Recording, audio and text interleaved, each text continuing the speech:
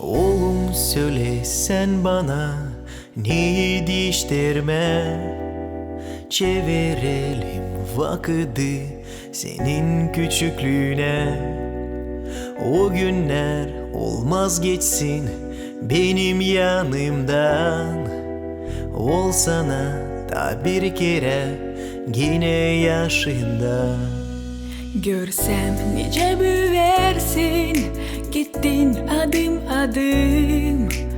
O ince sesine senin ilk lafın.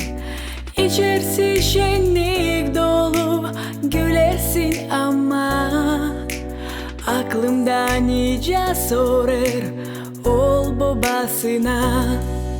Babam benimden olsan, oğlum doğru anlasan, yarın bile olalım, nasıl işi bırakayım? Babam benimden olsan, oğlum doğru anlasan, yarın bile olalım, nasıl işi bırakayım? Yok vakit bir işte geçer yaşamak.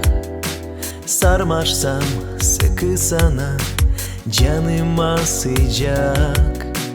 Neyi kaçırdım inan, veririm sana. Ama gene de sorar ol babasına.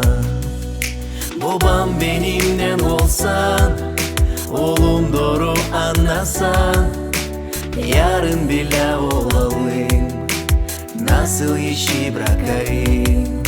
Babam benimden olsan, oğlum doğru anlasan, yarın bile olalım, nasıl işi bırakayım? De artık büyüdü oğlum, var kendi işi. Ama dolaşma açan beni yok kişi. Ne verdim onu gördüm, hiç anlamadım. Yıllar geçti da oğluma varsal bir lafım.